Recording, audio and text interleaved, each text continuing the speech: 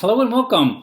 Let's take a few moments and chat about Books and Readers in the Early Church, A History of Early Christian Texts by Henry Y. Gamble, which is the most recent book that I finished. And following this chat, I will also touch base briefly on what I'm currently reading. And I have about 7 titles left on my 2018 priority reading list, so I will be doing a drawing at the end of this chat to let the random universe choose my next read off of my priority list. So yeah, but back to Books and Readers in the Early Church. This was originally published in 1995 in the United States, published by Yale University Press. And Henry Y. Gamble, according to the back of the dust jacket here, says he is a professor of religious studies at the University of Virginia, or at least he was back in 1995 when this book was published. I did look it up, and it appears this book is still in print, so that made me happy because I enjoyed reading this so much. It intersected several interests of mine. You know, the early church is an interest of mine, history of the early Christian church, but then also the Roman Empire, which is this era, right? The era of the Roman Empire, that's an interest of mine. The Mediterranean itself region, which is where this takes place, the history of the Mediterranean, specifically the Eastern Mediterranean, is an interest of mine. And then the history of religion, you know, is an interest of mine. But then this book actually encompasses the paganism of the period, the Roman period, as well as the Judaism of the period, and then the Christianity that evolves out of the Judaism of the period. So these three different religions, the histories of those are so intertwined in this period as this cultural mix was taking place, as things were changing religiously and, you know, socially and politically. So I just find this an extremely interesting period. And then, you know, really it also pertains to books. You know, so really ultimately this is a book about books. And so, you know, books, how books evolved, and the history of books and publishing, because the publishing industry that we know today, of course, it didn't exist at the time, because they didn't have the printing press yet. So, you know, all of these interests of mine just intersect with this book. So it was just a real pleasure and, you know, just a delight to read. And I'm going to stop for a moment here and shout out to Mark over at Richardson Reads, because he gifted me this book. This book appeared on one of his shelf tours, one of his famous shelf tours over at his channel. I've mentioned them several times on my channel. If you haven't checked out his shelf tours, they're just a wealth of information about books. He has quite a few of them, actually got lots and lots of them. So spend some time over there if you haven't done that yet, if you just want to hear about, you know, books. But anyway, he gifted me this. You know, he commented on this book on one of his shelf tours, and I commented about how it intersected so many interests of mine, and he sent me the book. So thanks again for sending me this book. It was a delight to read, and very nice of Mark over at Richardson Reads to gift it to me. So I do appreciate it very much. But so what the book is about, you know, the title really kind of says it all. Books and Readers of the Early Church, A History of Early Christian Texts. Although, as I mentioned sort of, or I alluded to, it does take everything into context. So it doesn't just talk about Christian texts. It puts the Christian texts in context with, you know, the wider world around them, the wider Roman world, Rome and all of its diversity, you know, at the time. You know, but anyway, what I thought I would do, the different chapters, there's 5 different chapters of the book. The first chapter is called Literacy and Literary Culture in Early Christianity. The second chapter is called The Early Christian Book. The third chapter is called The Publication and Circulation of Early Christian Literature. And then the fourth chapter is called Early Christian Libraries. And then 5 is the uses of early Christian books. So, you know, I don't want this to turn into a history lesson, because I don't feel like I'm qualified to teach this, would not be qualified to teach this book as a teacher. So what I thought I'd do is just each of the chapters just sort of go over kind of what was in each of them, that just call out a few things that I thought was really interesting in each of the different sections of the book. So first, literacy and literary culture in early Christianity. So, you know, I think there's a lot of times there's a misconception that Christianity occurred among the lower classes, and that that's how it spread, you know, sort of an illiterate class. And while that is kind of true, I think the point is made in the book, is that, but I think more to the point is that general literacy at the time was not known, not just among Christians, but among anyone. The pagans weren't particularly literate either. There's a very small literate a minority, and then everyone else, was illiterate. But one point that's made that I've heard before and read before in other works was that all books, regardless of how high or low they were culturally, if it was a Christian book or if it was a pagan work, all reading at the time was done aloud. So even if you were reading alone, people that were reading alone would have read out loud, like verbally.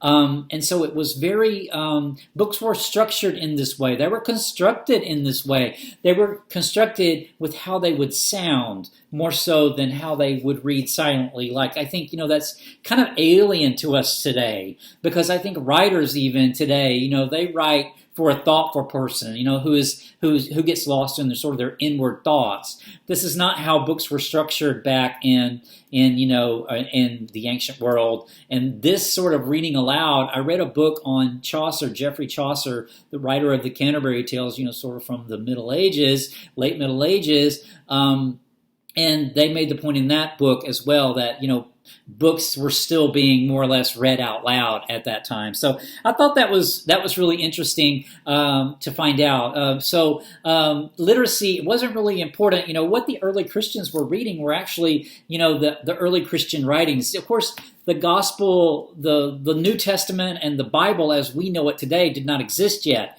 So there were lots of things that people might read. So I'll talk about that more next, about the next chapter, the early Christian book. So kind of one of the interesting things that I pulled out of this was that at the time books were still written on scrolls, rolls. But then there were these things called codexes, and they were kind of almost like a book.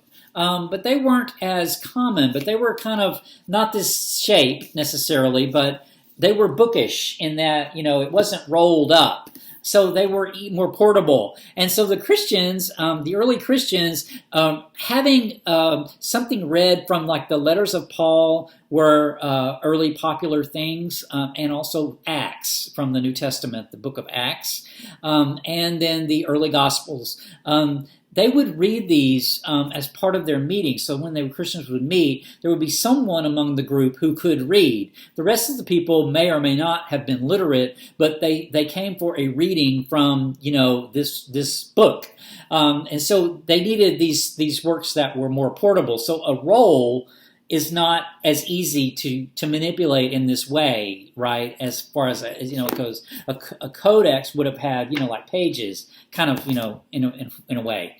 So I thought that was really interesting. So the third chapter about the publication. So the publishing industry as we know it today, it didn't exist, right? Because there was no publishing, because there was no printing. There was no printing press. Everything had to be written out. This was real interesting. This section was real interesting to me for lots and lots of reasons, for lots of things that I don't have time to go into in this sort of brief little chat. But there were bookstores. Christian writings typically did not appear to be sold much in bookstores. Bookstores were not particularly common.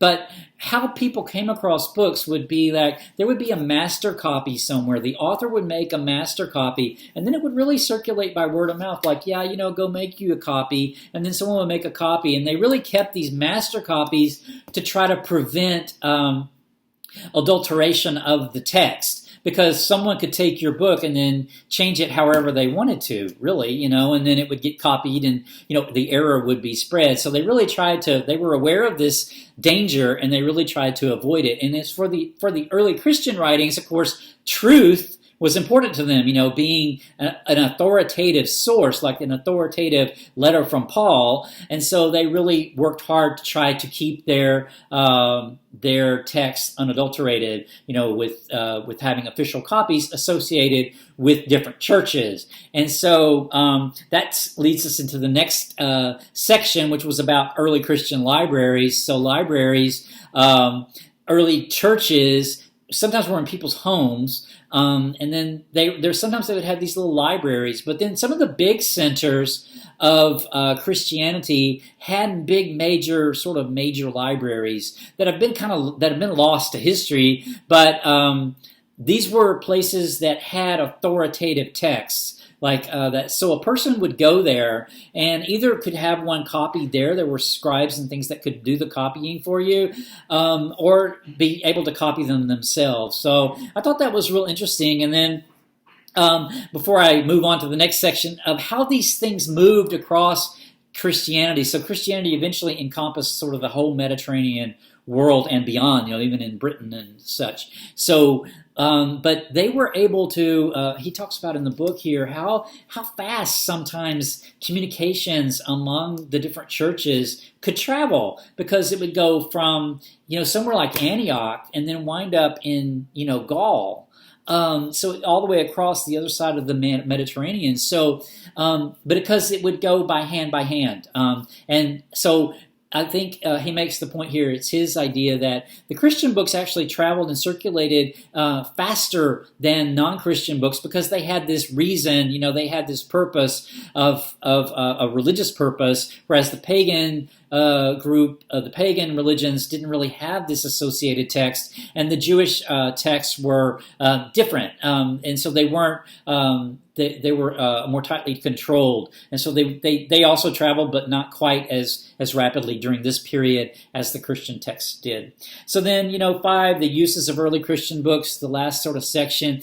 I mentioned this, that it was an integral part of the Christian service, and in many religious Christian religious sects today, even if you go into a Christian, like a Catholic, I think, and lots of different denominations within Christianity, there will still be featured a reading from the Bible. This all started in the very earliest days of the church. I should mention, this period of time that he covers in the book really goes from about the first century, so the zeros, right?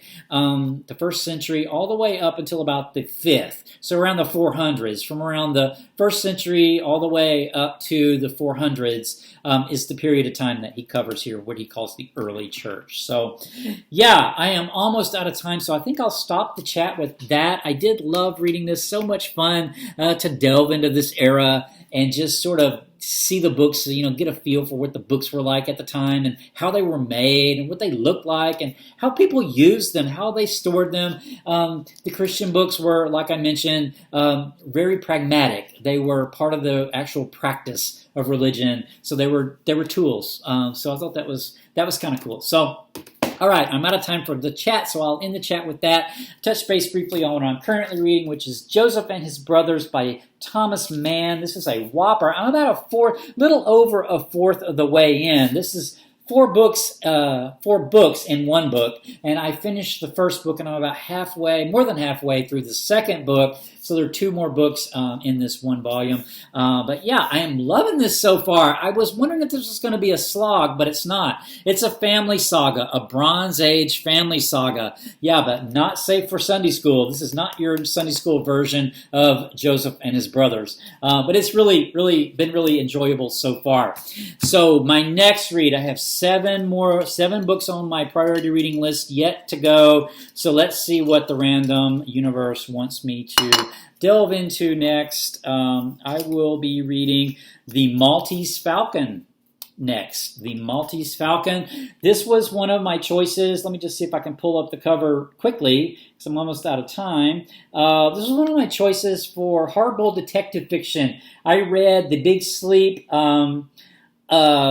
It's not a very pretty cover. I'll get a better cover when I do the actual chat. But yeah, The Maltese Falcon by Dashiell Hammett.